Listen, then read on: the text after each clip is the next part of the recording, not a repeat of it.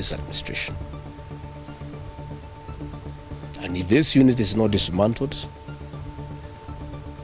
we'll be giving the name of the building and the full names of that officer and his cousin in this administration. And these people are not answerable to the Inspector General of Police. Your guess is as good as mine as to who is the commander of that unit. Let me emphasize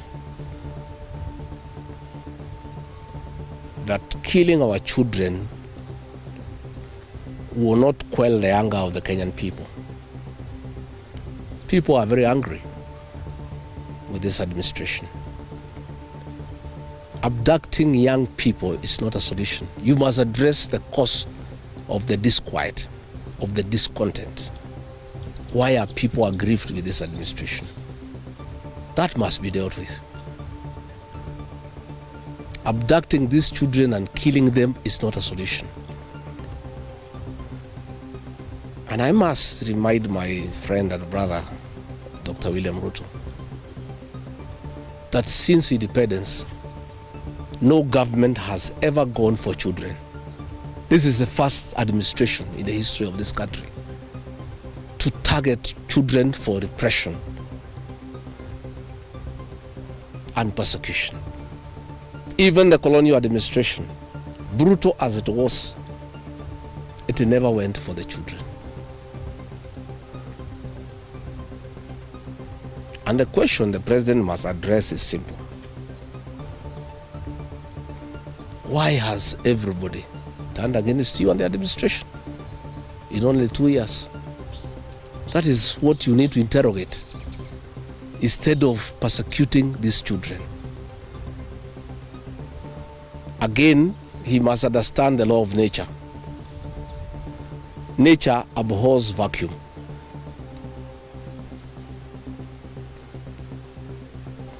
When you swallow the opposition and there is nobody to hold you to account,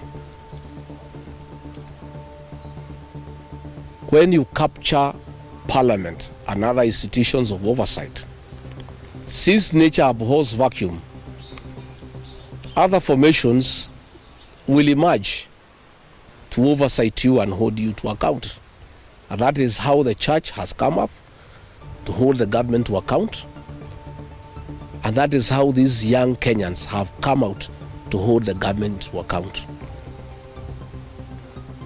In the unfortunate event that these children were to be muzzled and silenced through death and abductions and other extrajudicial methods of silencing dissent, some new formations will also come up to hold the government in check because nature abhors vacuum.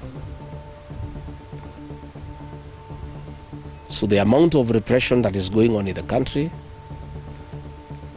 is unparalleled, it is unprecedented, and it needs to come to an end.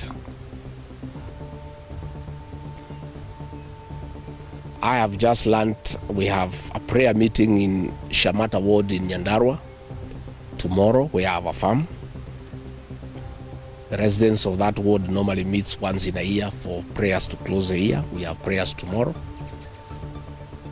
And the police commander there in that county is intimidating leaders to cancel those prayers, that they will not be allowed to take place, that they need a permit. I want to tell the county commander in Nyandarua that you don't need a permit to hold prayers. Again, is this repression by this administration. Even if you stop the people of Nyandarua from holding prayers, that will not change their political views of what they think about this administration. I want to say the prayers will go on. I'll be in attendance with the residents of Shamata. And if the police want to come and stop the prayers, they can go ahead. But that will just enrage the people even more. And those tactics of using police to stop prayers were tried by the previous administration. And the president knows how it worked out. You just agitate people more. You make people more rebellious. There is no need for police to interfere with people's rights of expression, of association, and the freedom of worship. So I want again to ask the Inspector General of Police to tell his county commander in Nyandarua not to interfere with the rights of the people of that area to hold prayers and to congregate to pray together, because those rights are guaranteed in the Constitution. And this is not the way to deal with dissent and discontent. Let the government take time to find out why people are unhappy. Why are people so discontented with this administration? But try to stop people from meeting, from congregating will not solve any problem. It will just magnify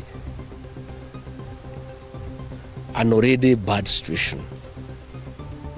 And I can tell them it will not work. It's an exercise in futility. So good people, I just wanted to make those remarks about abductions, and I can answer one or two questions if there is.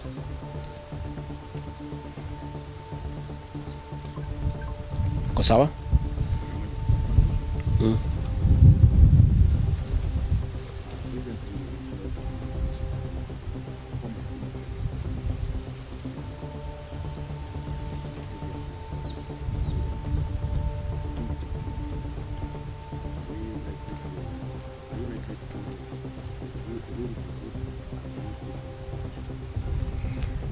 I don't know whether Uhuru is going to Ruto. I don't have such information.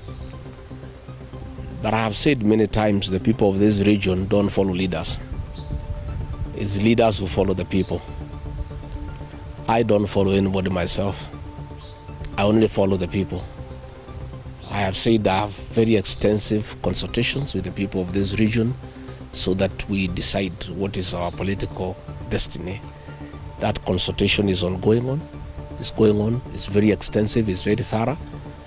And it's what I'm doing here.